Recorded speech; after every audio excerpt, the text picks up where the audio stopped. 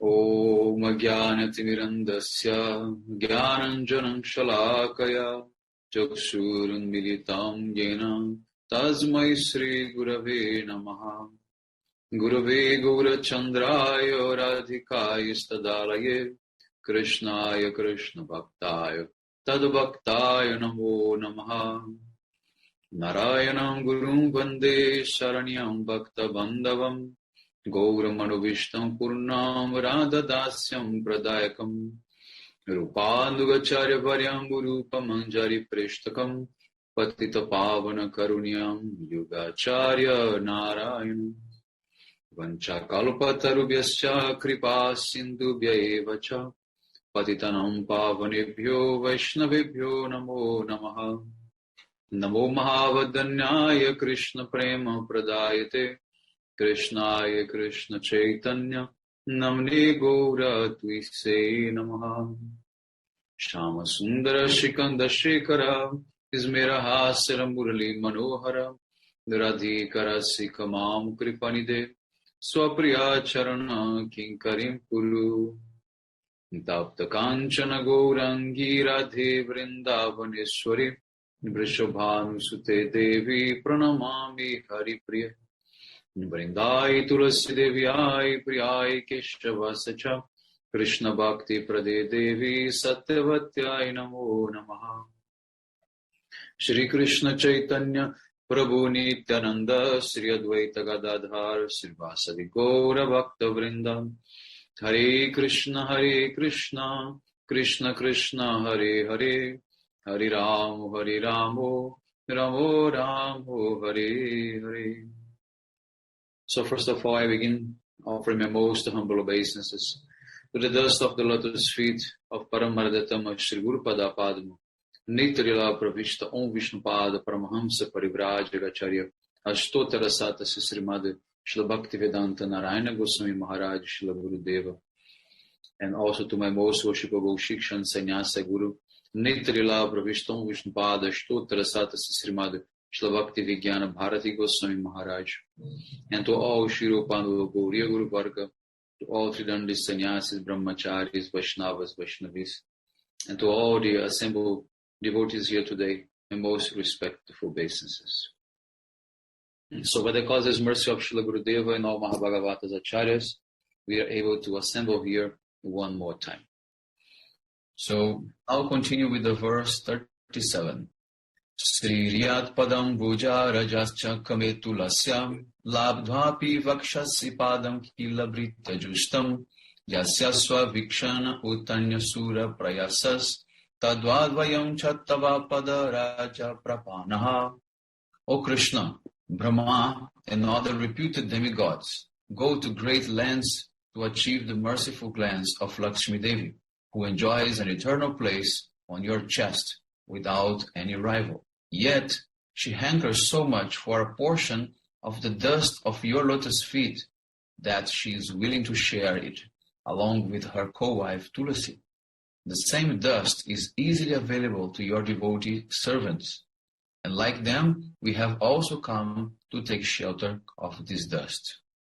So in this verse, the gopis there glorifying Krishna's lotus feet dust. Just as Lakshmi also wants to take shelter of Krishna's feet dust, the gopis now have come to him in the forest seeking the same shelter of his lotus feet dust.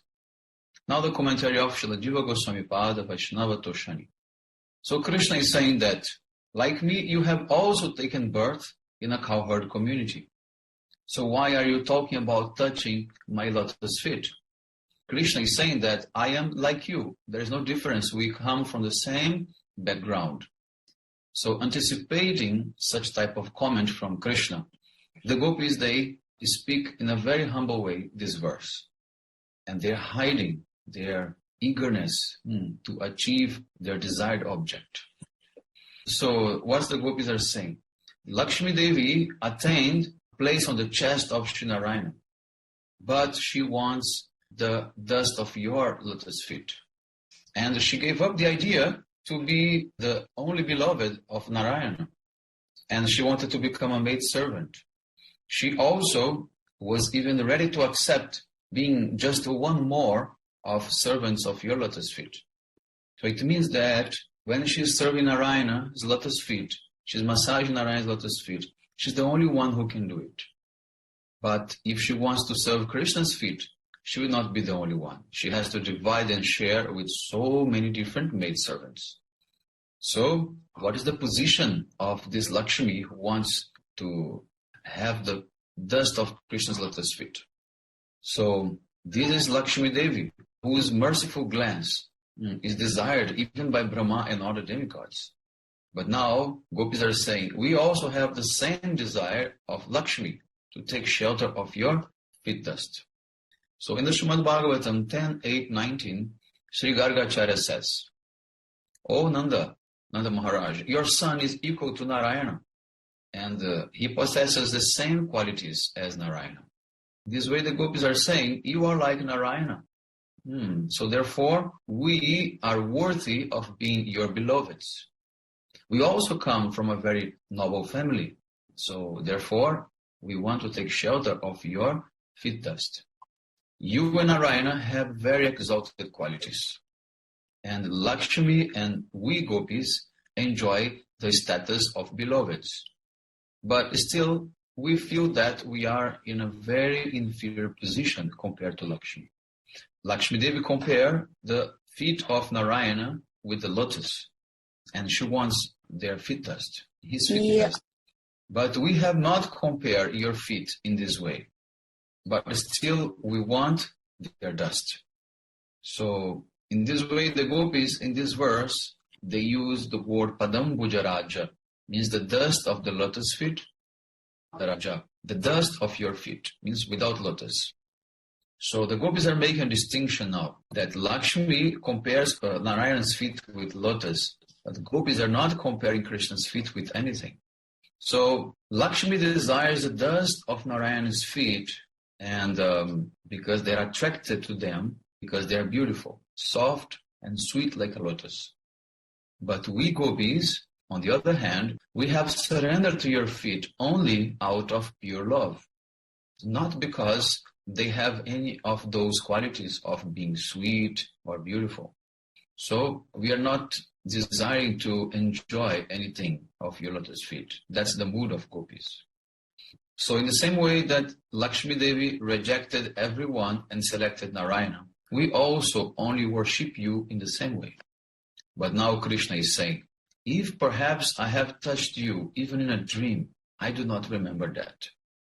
And if I made a mistake and did unknowingly, it will not repeat again. Because you come from very respectable families, it is improper for you to transgress the ethical conduct. It's also improper for me to accept such immoral behavior. So, in their answer, the gopis, they are giving the example of Lakshmi, who is the topmost virtuous woman. Because Krishna is trying to keep the proper etiquette, but the gopis, they want to break the etiquette. So the gopis are saying that even Lakshmi, who was residing on Narayan's chest, she is able to reject that and take shelter of your lotus feet. But she considers herself unfit for any intimate association with you. Therefore, she only desires the dust of your feet in Vrindavan. In the same way, we also want to take shelter of your foot dust. So in Srimad Bhagavatam 10:16-36, we are finding a very famous statement.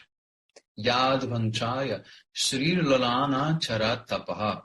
Lakshmi Devi, whose body is very tender and fragile, gave up all other desires and performed severe austerities just to attain the dust of your feet, but she was not successful. So the gopis, they also said in Srimad Bhagavatam 10:31-1, this Jayati Tedikam Janmana Braja Shayata Indira Sashvadatrihi. Say, O beloved, this land of Braj has become unlimited exalted because you took birth here. And that is why Lakshmi Devi, the goddess of beauty and wealth, is residing here eternally. So now, due to their extreme anxiety, the gopis, they have spoken this verse twice. They spoke Padaraja. Padaraja means foot dust. twice they have mentioned in this verse. Not only Lakshmi, but Tulasi also desires your foot dust, the gopis say. Tulasi or Vrinda Devi is always assisting Krishna in his pastimes. Although she is Krishna's beloved, she also wants his foot dust. So in the section of the Padma Purana called Kartik Mahatmya, there is a story of Jalandhar. There it is said that Tulasi Devi is the beloved of Shri Krishna. And also in the Skanda Purana, in a section called Mathura Mahatmya, it is said, Vrindavan is made up of 12 forests, and they are all under the care of Vrinda Devi. And Krishna resides there eternally. Brahma, Rudra, and other demigods, they remain in the service of this Vrindavan Dham. So in the Mathura Mahatmya of Varaha Purana, it is said, O earth, means planet Earth, can destroy all varieties of sins. And it is protected by Vrinda Devi and is very dear to me, Krishna saying. So now Krishna is asking, what type of dust particle do you desire? Then the gopis say, Britya Jushtam, that which is served by many servants. You have many, many servants attending your lotus feet. So we just desire that particle that is the remnant of their service. So the gopis, they are talking about the speciality of this particle of dust. So they say, with just one glance, Lakshmi Devi can bestow love for the lotus feet of Shri Narayana. So even Vishakshena and Garuda, they want to receive the merciful glance of Lakshmi Devi. So if Lakshmi Devi and Tulasi Devi, they want your foot dust, what is wrong if we also want it? So in this way, the gopis, they give a very good argument against Krishna. Krishna wanted to say, it's not proper that you should take shelter of my feet. But the gopis say, even if Lakshmi and Tulasi, they want, so what is the problem if we also want? So this was the explanation in a mood of humility. Now the explanation in a mood of reverence. I have to understand because this is such a little complicated sentence. Okay, so the only difference between this mood of reverence and the mood of humility is that the mood of humility is coming out of love and the mood of reverence is coming out of jnana. Now the explanation based on indifference. So Krishna might say, Lakshmi Devi and Vrinda Devi, they have abandoned their respective husbands and they have taken residence in my Vrindavan with the hope to attaining me. So in comparison with them, what is your position? Krishna is asking. So it means that they have given up so much to be here, but what have you given up? So anticipating such answer from Krishna, the gopis say that Lakshmi Devi and Tulasi, they live in this forest, very eager to attain the dust of your feet. So should also we take shelter of your foot dust as they have done? So the gopis say, no, never. Lakshmi is famous for being very unstable. And Vrinda, the wife of Jalandhar, is an adulteress. So that is their nature. But such unsteadiness and immoral behavior do not apply to us. So in Srimad Bhagavatam 10, 29, 24, it is said, Bhartu Shushushanam means the gopis' chastity was in question.